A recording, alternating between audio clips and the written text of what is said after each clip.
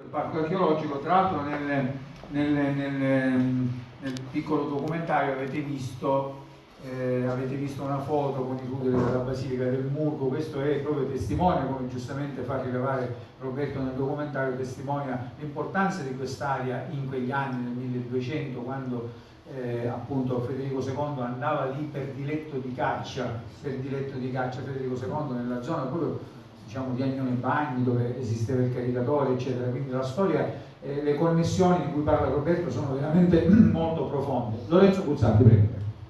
Grazie.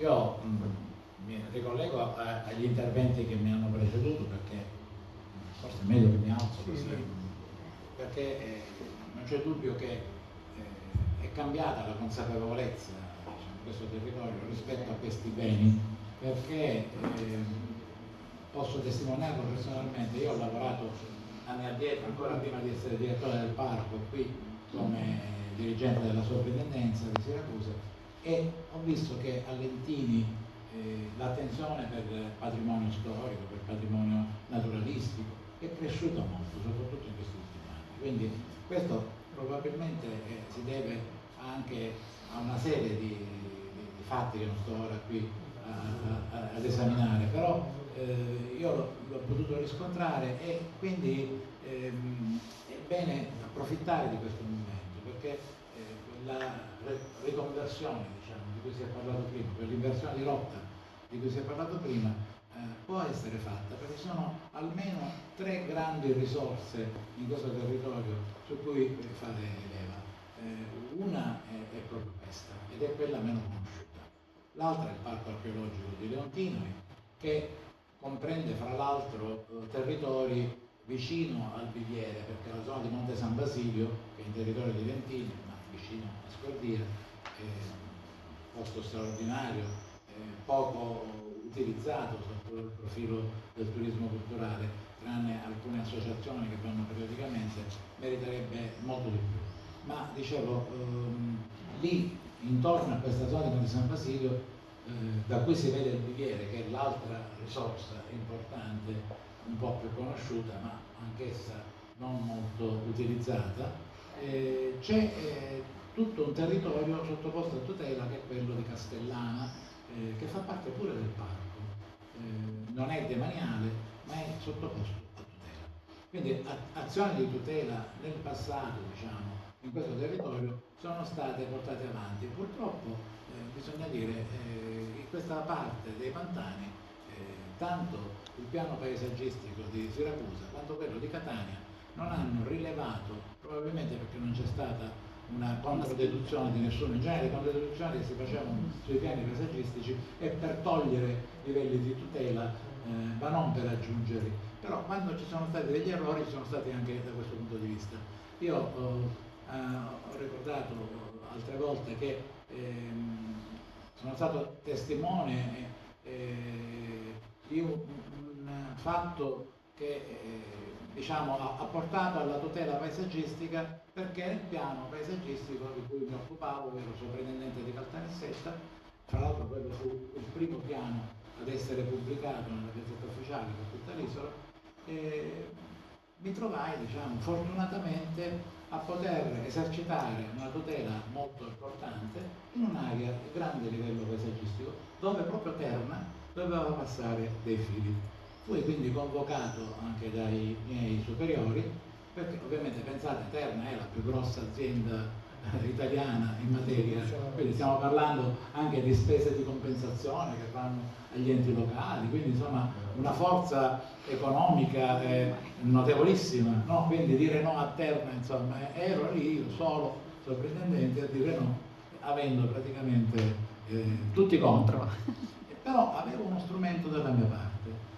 C'era a livello di tutela 3 di queste montagne di Villalba, un posto straordinario dal punto di vista proprio strettamente paesaggistico, mentre qui addirittura al paesaggio, diciamo dal punto di vista visivo, si aggiunge quell'importanza naturalistica, quindi se si potesse dire un livello ancora superiore andrebbe detto proprio per i pantani, invece questo purtroppo non è avvenuto, ed è il motivo per cui Terna ha potuto fare quello che ha fatto. Ma lì io dissi che al mio direttore, guardi, me lo scriva pure, io le rispondo che non lo posso fare perché faccio un reato, no? Perché i piani paesaggistici, quando sono pubblicati, costituiscono un binario entro il quale anche il sovrintendente deve muoversi. Quindi avevo dalla mia parte alle spalle, diciamo, il piano già pubblicato, fu un elemento forte.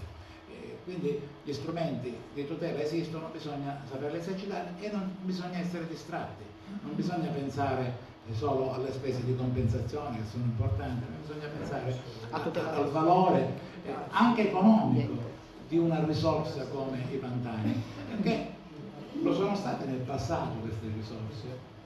Insomma, comunque riuscimmo a tutelare, chiudo la vicenda di Villalba, le puntare. Un mio collega, non dico quale territorio, fece passare i fili in un altro livello di tutela molto importante e fu rinviato a giudizio. Quindi insomma avevo ragione da vendere. E riuscì a convincere Terna a venire con i propri ingegneri per una settimana girando il territorio per trovare delle vie alternative, che non era facile perché potevamo passare un altro pezzo dalla provincia di Agrigento, un altro pezzo dalla provincia di Palermo, era zona di confine, però riuscimmo a trovare delle soluzioni decisamente più accettabili. Quindi dicevo, è una risorsa importante sotto il profilo economico e lo è stata anche in passato. Non è detto che lo debba essere per l'agricoltura, in passato è stata per la pesca, abbiamo parlato delle anguille. Pensate che qui Massimo Frasco poi potrà, diciamo, dire delle cose più precise su questo.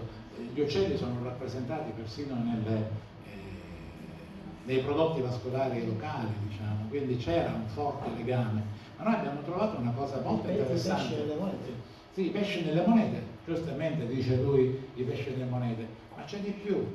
Nel tempio che abbiamo trovato con Marcella Pisani, con l'Università Tor Vergata negli scorsi anni, in terreni privati, abbiamo potuto, diciamo, rinvenire anche i resti di una chiesa. Io più di recente, ho avuto modo già di darne notizia, ho avuto modo di identificare la chiesa in una cartografia antica, che è quella di Lentini nel Cinquecento. La chiesa è proprio lì, nel punto dove noi abbiamo trovato la chiesa, quindi non può essere altro che quella. È la chiesa di Sant'Andrea, è una piccola chiesa, ma la chiesa di Sant'Andrea era la chiesa dei pescatori.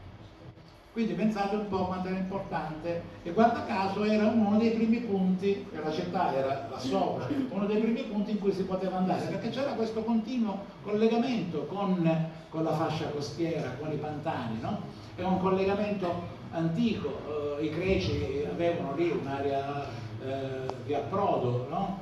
Gli ateniesi quando fanno guerra ai siracusani si fermano al Tegas, in questa zona di confine, perché il territorio di Lentini era stato dissolto in quel periodo e assorbito da Siracusa.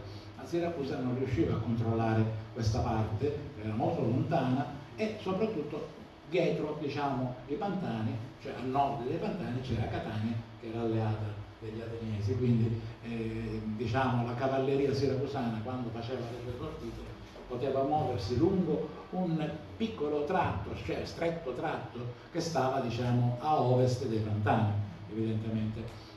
Quindi questo ci fa riflettere sulla importanza che i pantani hanno avuto nella storia del territorio, l'hanno avuto in tutte le fasi, ed è ovvio che noi dobbiamo prendere il meglio di questa storia, dobbiamo avere una visione, appunto, come si diceva prima, per valorizzare questo territorio.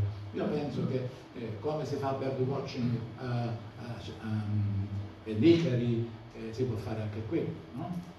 Certo, è un'area delicata, ma abbiamo avuto la fortuna, tranne questi episodi su cui comunque già c'è un'idea di come dire, ripristino, no? E quindi già un percorso importante, quindi già rispetto alla volta scorsa che ci siamo visti a dicembre già ci sono dei fatti nuovi, quindi parlarne di queste cose è importante, perché già io stesso apprendo che ci sono nuovi elementi diciamo positivi su cui si può lavorare. Quindi io direi che il turismo sostenibile, che è quello su cui questo territorio deve puntare, che è quello del parco archeologico degli insediamenti rupestri, dei resti di età greca straordinari che abbiamo nel parco, di questo territorio anche direi articolato, che offre delle caratteristiche che pochi territori offrono, perché è molto vario, cioè perché abbiamo la parte vulcanica di Monte San Basilio,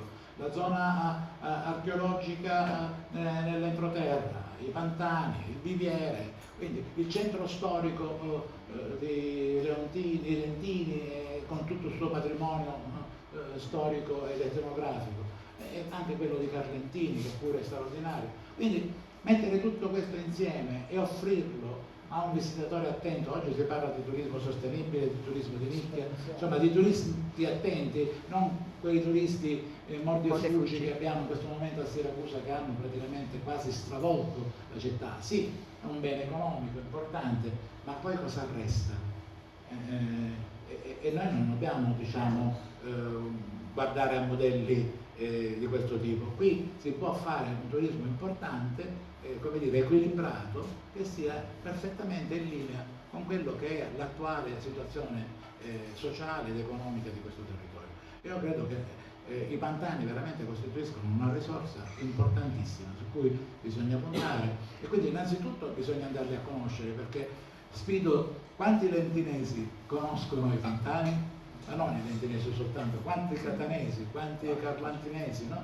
E quindi è importante prendere coscienza di questa grande risorsa e lavorare su questo. Grazie. Grazie per invitarmi.